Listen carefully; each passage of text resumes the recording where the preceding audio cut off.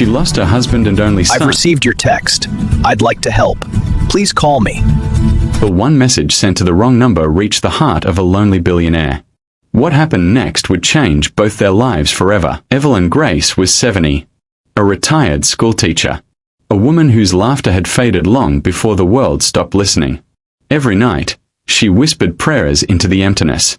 Every morning, she woke to the sound of a ticking clock, a reminder that time moves on, even when your heart doesn't. One rainy evening, with tears on her wrinkled hands, she picked up her old phone and sent a message to the only number that ever made her feel close to home, her late son's.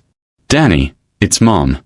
I don't know if messages reach heaven, but I just wanted to say, I miss you." She pressed send and believed it would vanish into silence. But 10 miles away, that message didn't reach heaven.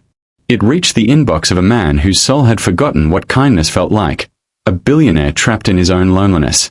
That single message would change both their lives forever. As we go deeper into the story, I pray for you, my wonderful family. The good God would show help and intervention for you when you least expect in. He would make your little effort to be favor, and you would not lose your family at early age. Amen. Don't forget to subscribe if you have not. Like and comment where you are watching from. This would help encourage this our growing family. Now, sit tight and follow the story to the end. The city was alive, but for Evelyn Grace, the noise outside her window had long stopped meaning anything. The laughter, the traffic, the chatter of young people chasing life. It all faded into background noise.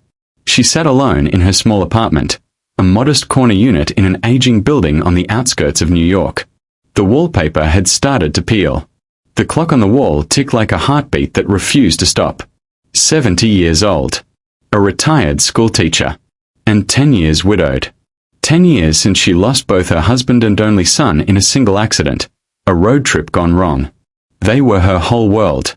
Her reason to wake up each morning. Her reason to believe in tomorrow. Now, tomorrow felt like a place she only visited in her prayers. Evelyn still taught sometimes, not in classrooms, but in whispers to herself.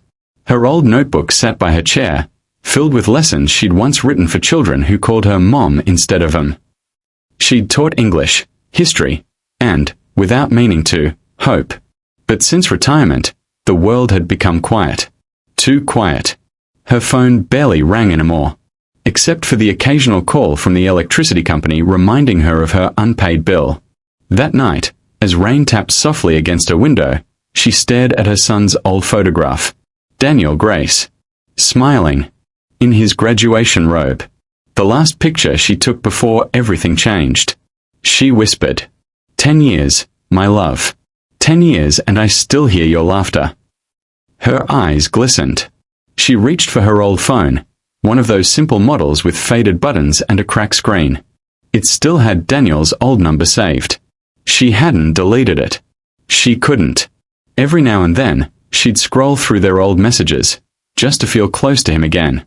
And sometimes, when loneliness sat too heavy on her heart, she would send him a text. A message she knew would never be read. Or so she thought. That night, she typed slowly, each word trembling from her fingers. Danny, it's Mom. I don't know if messages reach heaven, but I just wanted to say, I miss you. I wish I could tell you one more time how proud I am of you. The world's been cold without your laughter. Sleep well, my boy. She pressed send. Her heart ached, but there was peace in the release. Just to say the words was enough. The message went through. Delivered. She smiled faintly. Then sighed. She didn't know that 10 miles away, that message didn't go into silence. It landed in the inbox of Lucas Hale. Lucas Hale, the billionaire tech mogul. 48 years old. CEO of Halion Technologies, one of the largest data companies in the country. Rich, brilliant, and profoundly alone. His world was made of screens, numbers, and contracts. He hadn't spoken to his family in years.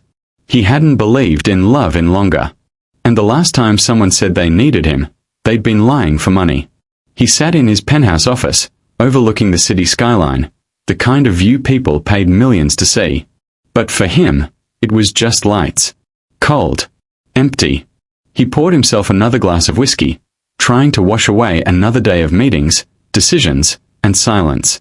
That's when his phone buzzed. He glanced down, expecting a business update. Instead, a message appeared. "Danny, it's Mom. I don't know if messages reach heaven, but I just wanted to say, I miss you." He frowned. Read it again. Who was this? He almost deleted it. Just another wrong number. But something about the message stopped him. Something about the way she wrote Mom. It didn't sound fake. It sounded real. It sounded like pain. He stared at the message for a long moment. The ice in his glass melted. Then, without really knowing why, he replied, "You sent this to the wrong number." Evelyn's phone buzzed on the table. She blinked in surprise. Her heart skipped. No one ever replied. She picked it up. "You sent this to the wrong number." Her lips parted slightly. She typed back slowly. "Oh dear, I'm so sorry. I didn't mean to disturb you. I was just sending a message to my son's old number. He passed away some years ago." Lucas stared at the text as if it carried weight. Something stirred inside him, something he hadn't felt in years. Empathy. He hesitated, then typed back, "I understand. I lost my mother too." And just like that, a mistake became a conversation. For the first time in 10 years, Evelyn found herself smiling at a message that wasn't from a bill collector. For the first time in years, Lucas typed something that wasn't about profit or deadlines. She didn't know she had just texted a billionaire. He didn't know he was about to meet the one person who would change the course of his soul. But heaven knew. Destiny knew. Because sometimes, miracles don't begin with thunder. They begin with a message sent to the wrong number. From one lonely heart to another. That night, two lonely souls stared at their phones, a widow who'd lost her reason to dream, and a billionaire who'd forgotten how to feel. Neither of them knew it, but something unseen had already begun to heal in both hearts. And with one more message, the past would begin to echo again. The next morning, Evelyn woke up to sunlight streaming through thin curtains. Her back ached from another night on the old couch, but her spirit felt lighter. She hadn't realized how deeply she'd needed someone to reply, even if it was a stranger. Her hands trembled as she checked her phone again. No new messages. Still, she smiled softly. At her age, you learn to be grateful for even the smallest kind of kindness. She whispered, "God bless whoever he is," and shuffled to make herself tea. Across the city, Lucas Hale sat in his luxury kitchen, reading emails that all sounded the same. Contracts, deadlines, meetings, everything efficient, everything sterile. But one thought wouldn't leave his mind, that message from the night before. He kept seeing her words, "I don't know if messages reach heaven." He hadn't prayed in years. He hadn't believed in much since his father died. But something about that message made him want to pause, to remember that once, before the billions, before the chaos, he'd been human too. He found himself typing another message, unsure why. "Are you all right? I hope I didn't upset you by replying last night." He hesitated, then sent it. Evelyn was sitting by the window, feeding the stray cat that often came by when her phone buzzed again. She smiled in surprise. "Are you all right? I hope I didn't upset you by replying last night." She chuckled softly. No one had called her in years. She replied gently, "You didn't upset me, dear. Quite the opposite. You reminded me that there's still kindness in this world. God bless you." Lucas read the message twice. He didn't believe in blessings, not anymore. But he couldn't deny how warm those words felt. That night, they exchanged a few more messages. Simple things at first. He asked what she taught before retirement. She told him about her old students, how some became doctors, some engineers, some parents. "Teaching isn't just a job," she typed. "It's a way to leave pieces of yourself in the hearts of others." He stared at that line for a long time. Pieces of yourself. He wondered how many pieces of himself he'd given away to ambition, to money, to people who never cared. As the days passed, their messages continued. Once every night, sometimes every other day. She didn't know who he was. He never told her his name. He didn't want to ruin the purity of what they'd found, a quiet friendship with no masks. Evelyn started saving little money to recharge her phone more often. Lucas started ignoring meetings just to check if she'd replied. Two different worlds. One connection. One evening, she mentioned something that made him pause. "My light bill's due soon, and I'm not sure I'll make it this month. But I'll manage, I always do. The Lord has never failed me yet." Lucas frowned. A billionaire, disturbed by a widow's unpaid electricity bill. How strange. How human. He looked up her name, Evelyn Grace. He found old school records, public service awards, community photos of her teaching children for free. He scrolled for hours. Then he stopped at a headline from 10 years ago. Teacher loses husband and only son in tragic car accident. His throat tightened. There it was, the same sorrow behind her words. That night, he didn't text her. He just sat in his office, reading that article again and again. For the first time in years, Lucas Hale felt something crack inside the shell he'd built around his heart. It wasn't pity. It was respect. It was awe. She had lost everything, and still spoke like someone full of hope. The next morning, Evelyn's power came back on. Her fridge hummed again. Her radio played softly. She smiled through tears, whispering, "Thank you, Lord." What she didn't know, couldn't know, was that miles away, a quiet order had been placed. A discreet payment from an anonymous donor. Lucas Hale had just paid off 6 months of her utility bills. Not out of guilt. Not out of charity. But out of something he didn't yet understand. Something that felt dangerously close to care. That night, she texted again. "Strange thing happened today. My lights came back. I guess God still answers prayers faster than I expect." Lucas smiled for the first time in months. "Yes," he replied. "Sometimes he answers through people who don't even realize they're being used." She sent back a prayer emoji. He laughed quietly. And for a moment, even a billionaire felt small and grateful. What began as a message had become a connection. But destiny wasn't finished weaving yet. Because soon, one act of kindness would turn into something far greater. A story of love, faith, and redemption that neither of them saw coming. That night, Evelyn prayed for the stranger who had brightened her world with a few kind words. And somewhere across the city, that stranger, a billionaire, stared at her message longer than he stared at any contract, any number, or any plan. Neither of them knew that heaven was weaving something neither money nor time could undo. Lucas Hale stood by his penthouse window, watching the city lights glitter below him like scattered stars. He thought about Evelyn's words, "God still answers prayers faster than I expect." He'd spent his whole life believing that he was the answer to everything. Problems, deals, success. But this woman, she made him feel like the world didn't revolve around his wealth anymore. It revolved around something smaller. Something quieter. Something real. He wanted to help her, but not the way billionaires usually help. No publicity. No attention. Just kindness. Unseen. Uncredited. The next day, Lucas called his assistant, Ryan. "I need you to make a list," he said.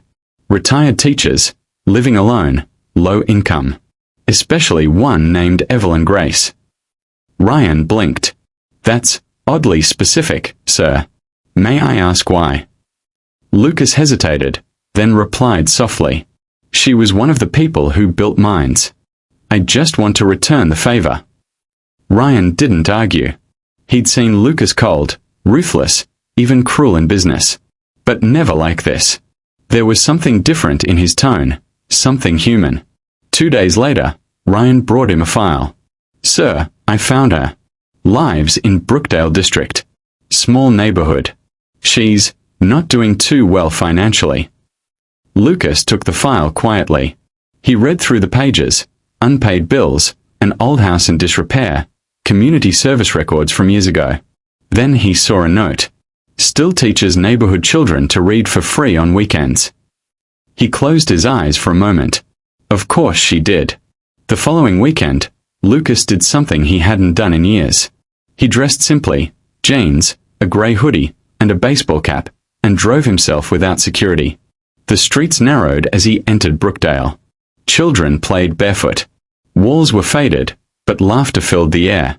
Then he saw her, Evelyn Grace, sitting on a small wooden chair outside her house, reading aloud from an old storybook to a group of children who hung on every word.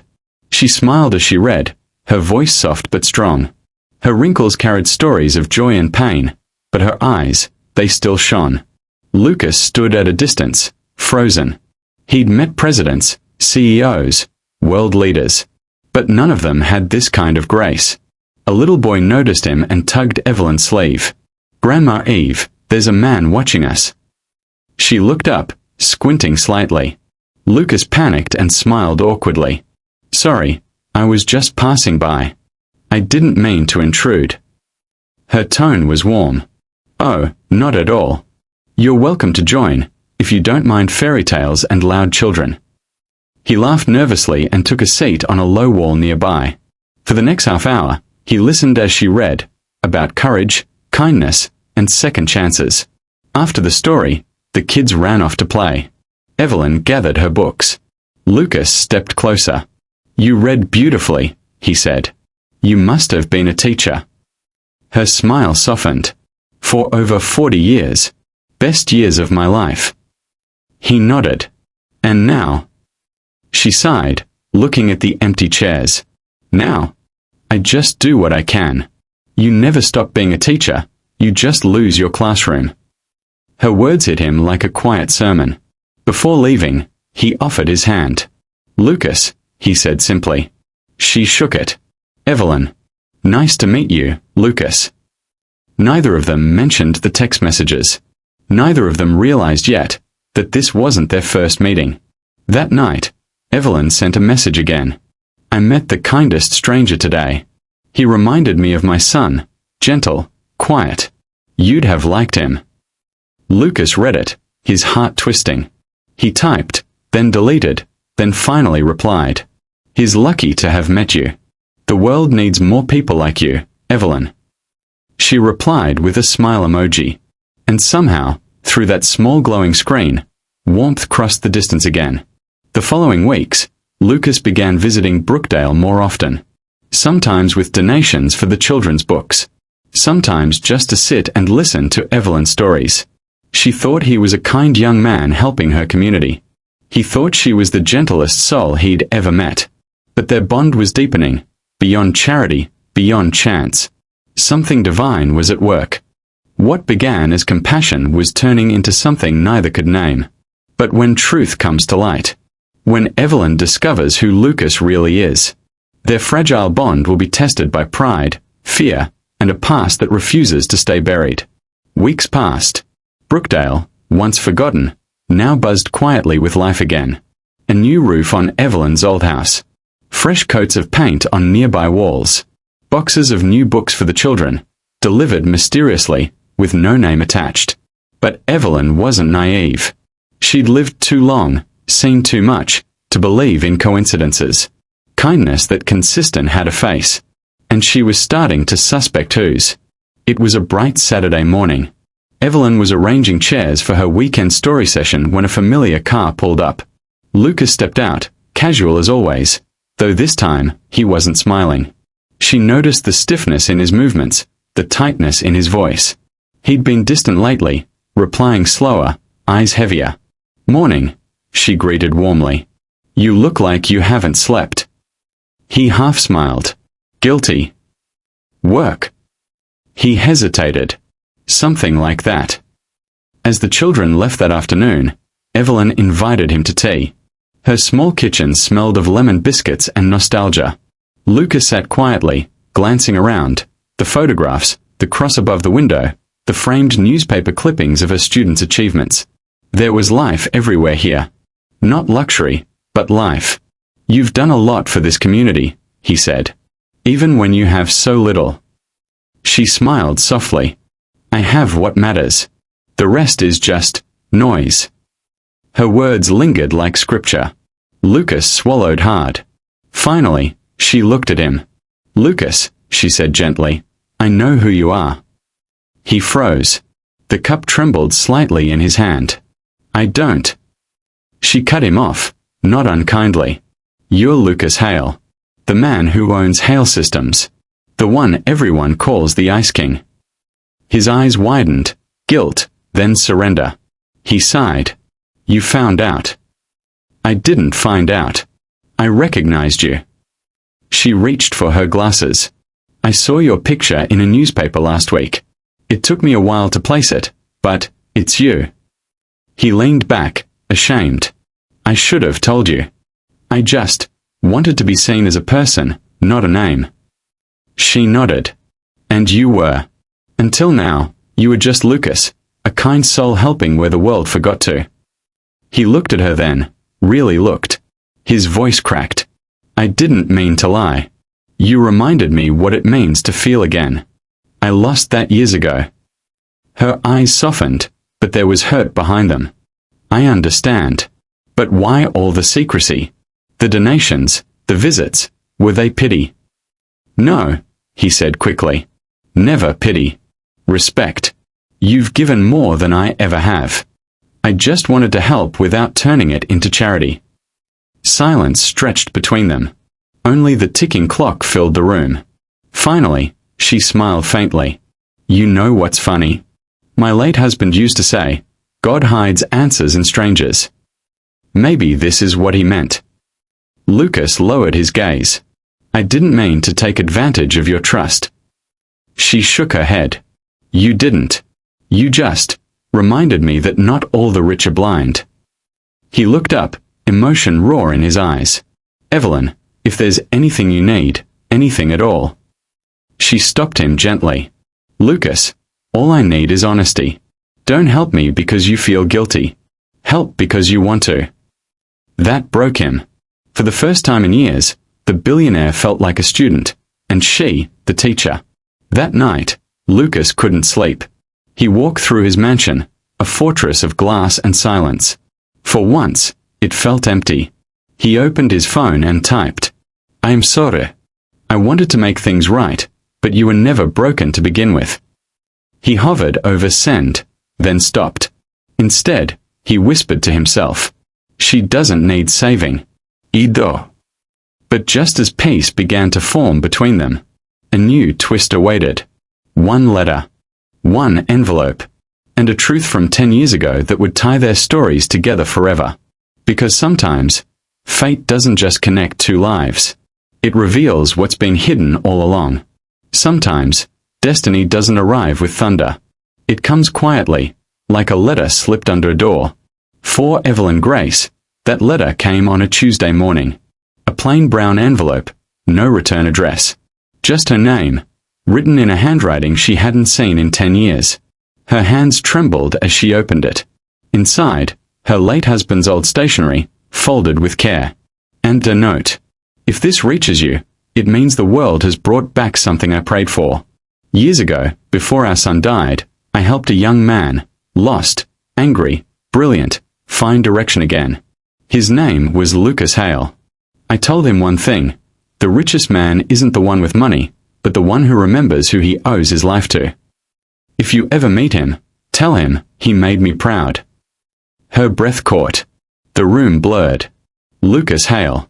That Lucas. That evening, when Lucas arrived as he always did, with quiet eyes and unspoken warmth, Evelyn stood waiting at her porch, holding the letter. He saw her tears before she spoke.